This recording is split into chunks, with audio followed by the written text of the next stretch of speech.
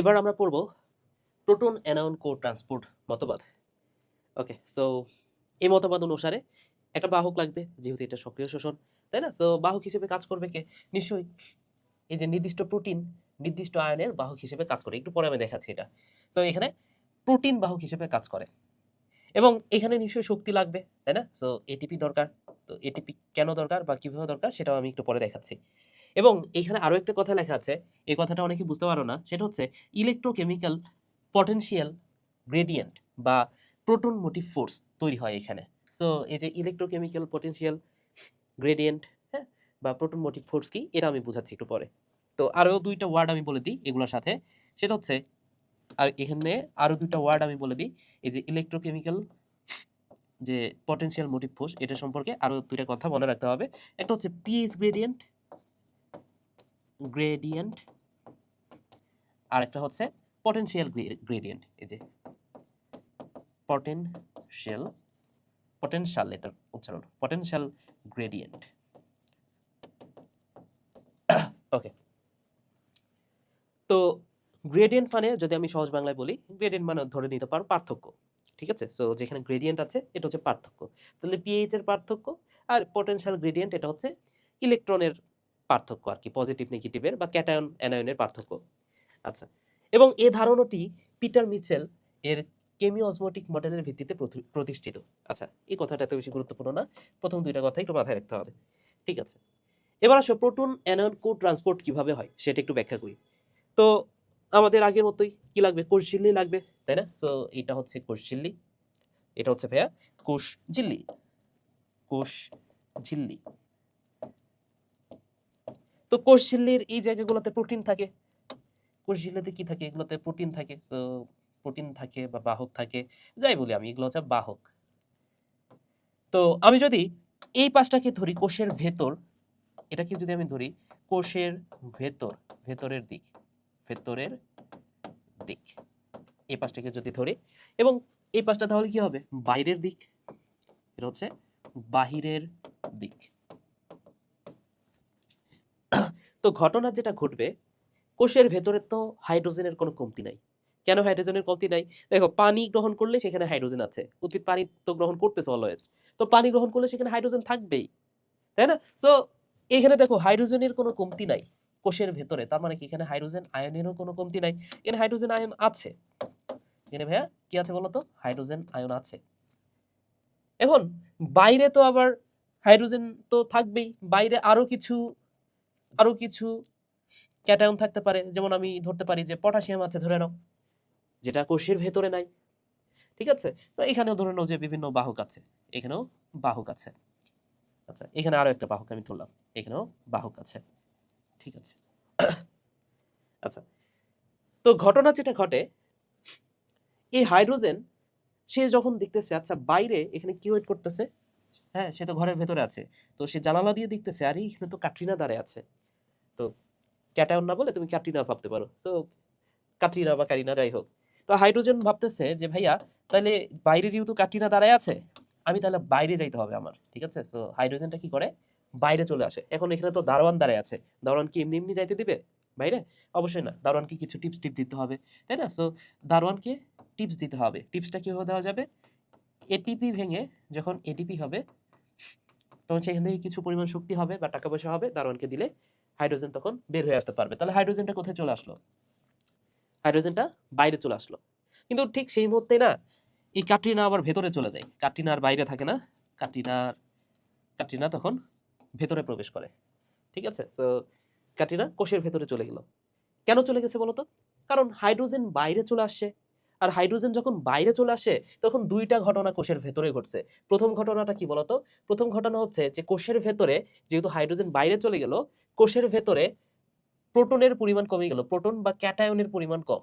প্রথম ঘটনা হচ্ছে ক্যাটায়নের পরিমাণ কম, পরিমাণ কম।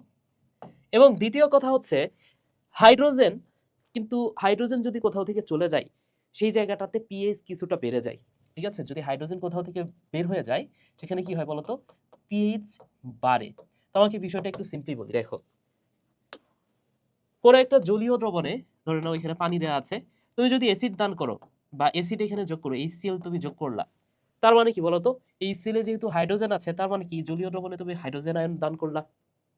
তাহলে অ্যাসিড যদি যোগ করো হাইড্রোজেন আয়ন বাড়ে, আর হাইড্রোজেন আয়ন যদি বাড়ে তার মানে কি পিএইচ কমে, তাই না? কম পিএইচ হলে তো, পিএইচ 7 কম হইলে তো সেটা হচ্ছে অ্যাসিডিক।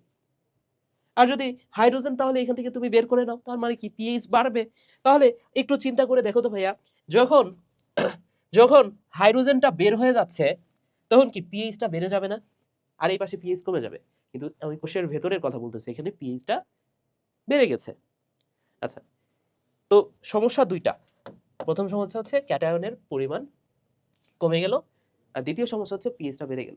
তো ক্যাটায়নের সমস্যা যখন কমে গেল, মানে ক্যাটায়ন যখন কমে গেল ভেতরের দিকে, তখন বাইরে থেকে তো একটা ক্যাটায়নের ভেতরে প্রবেশ করছে, তার মানে কি প্রথম সমস্যাটা সমাধান হয়ে গেল।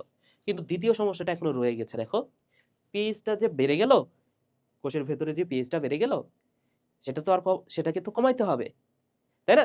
তো কমানোর জন্য কি করতে হবে বলতো? আবারও হাইড্রোজেন ভেতরে ঢুকাইতে হবে। তো এই হাইড্রোজেন তো বাইরে চলে আসছে অলরেডি, এখন হাইড্রোজেন তো আর ক্যাটরিনাকে খুঁজে পাচ্ছে না, আর গেল কই? মাত্রই না দেখলাম।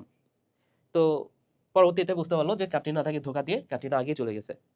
তো পরবর্তীতে সে কি করছে বলতো? সে আরেকজনকে পাইছে, সেটা হচ্ছে অ্যানায়ন। ঠিক আছে? তো সে হচ্ছে অ্যানায়নকে নিয়ে, তাহলে এই হাইড্রোজেন এবার কি করবে বলতো? ভেতরে যেহেতু পিএইচ এর পরিমাণ বেড়ে গেছে, হাইড্রোজেন কিন্তু এখন ভেতরে যাইতে হবে আবার, তাই না? কেন? পিএইচটাকে ঠিক করার জন্য, পিএইচ এর সমস্যাটাকে ঠিক করার জন্য।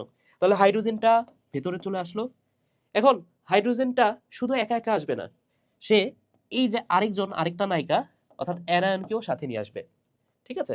তো ক্যাটায়নকে পায় নাই তো কি হয়েছে, সে অ্যানায়নকেও সাথে নিয়ে আসবে। কেন নিয়ে আসবে বলো তো? দেখো, তুমি সিম্পলি বিষয়টা বলছো, হাইড্রোজেন যখন বের হয়ে গেল, তার মানে কি এখানে পজিটিভ চার্জের শূন্যতা হয়ে গেল। তার মানে কি পটাশিয়ামটা এর ভেতরে প্রবেশ করবে, তার একটা পজিটিভ চার্জ হইল। হাইড্রোজেন যদি এবার সিঙ্গেল প্রবেশ করতো, সেই ক্ষেত্রে কি হইতো বলতো? এখানে পজিটিভ দুইটা হয়ে যাইতো, তার মানে কি চার্জের এখানে ভারসাম্য আর থাকতো না, তাই না? এখানে থাকার কথা ছিল একটা, কিন্তু হয়ে গেছে দুইটা। তাহলে যাতে এই যে পজিটিভ পজিটিভ যাতে সমস্যা না হয়, বা পজিটিভের সংখ্যা যাতে বেড়ে না যায় অধিক, সেই কারণে একটা অ্যানায়ন এর সাথে প্রবেশ করে। এই কারণে তো ওই প্রসেসটার নাম হচ্ছে কো ট্রান্সপোর্ট। কো মানে কি? কো মানে হচ্ছে সাথে, ট্রান্সপোর্ট মানে হচ্ছে পরিবহন হওয়া, তাহলে সাথে পরিবহন হওয়া, একসাথে পরিবহন হওয়া। তাহলে এখানে হাইড্রোজেন আর অ্যানায়ন দুইজন একসাথে পরিবাহিত হচ্ছে, এই প্রসেসটাকে বলা হচ্ছে প্রোটন অ্যানায়ন কো ট্রান্সপোর্ট। আশা করি বুঝাইতে পেরেছি। তাহলে এখানেও দেখো, একটা ক্যাটায়ন আর অ্যানায়ন একই সাথে প্রবাহিত হয়েছে, এই কারণেই তো এটা সক্রিয় মতবাদ। ঠিক আছে? এবং আমি যদি বলি যে সবচেয়ে আধুনিক মতবাদ কোনটা, অ্যান্সার কি হবে বলতো? এটাই হচ্ছে মোটামুটি আধুনিক। সক্রিয় শ্বসনে যতগুলো মতবাদ আছে, যদি বলা হয় যে আধুনিক মতবাদ, সেটা কিন্তু এই প্রোটন অ্যানায়ন কো ট্রান্সপোর্টটাই আধুনিক ধরা যায়। ঠিক আছে? সো এই হচ্ছে বিষয়, আশা করি বুঝাইতে পেরেছি তোমাদের। আচ্ছা, এরপরে আসো। আচ্ছা, এখানে দুইটা শব্দ ছিল, এই দুটো শব্দ তোমাদেরকে হয়তোবা বলা হয় নাই। একটা হচ্ছে পিএইচ গ্রেডিয়েন্ট, আর একটা হচ্ছে potential gradient. So pH gradient মানে কি? এই যে যখন হাইড্রোজেনটা বের হয়ে যাচ্ছে, হাইড্রোজেন বের হয়ে গেলে পিএইচ বেড়ে যাচ্ছে, এই পাশে পিএইচ কমে যাচ্ছে। এই যে পিএইচ এর যে পার্থক্য, এটা হচ্ছে পিএইচ গ্রেডিয়েন্ট। আর পটেনশিয়াল গ্রেডিয়েন্ট কি? যখন হাইড্রোজেনটা বের হয়ে যাচ্ছে, তখন দেখো তো ভাইয়া, এখানে ক্যাটায়নের পরিমাণ কম, এখানে ক্যাটায়নের পরিমাণ বেশি হয়ে যাচ্ছে। তাহলে এই যে দেখো, পজিটিভ নেগেটিভ চার্জের একটা পার্থক্য তৈরি হচ্ছে। তাহলে এই পজিটিভ নেগেটিভের যে পার্থক্য, সেটাকে বলা হচ্ছে পটেনশিয়াল গ্রেডিয়েন্ট। ঠিক আছে? আর এই পটেনশিয়াল গ্রেডিয়েন্ট, পিএইচ গ্রেডিয়েন্টকে একত্রে আমরা বলতে পারি ইলেকট্রোকেমিক্যাল পটেনশিয়াল গ্রেডিয়েন্ট বা ইলেকট্রন মোটিভ ফোর্স। তাহলে এই যে ইলেকট্রোকেমিক্যাল পটেনশিয়াল গ্রেডিয়েন্ট অথবা ইলেকট্রোমোটিভ ফোর্স, এটার মাধ্যমেই কিন্তু এই প্রসেসটা সংঘটিত হয়। ওকে?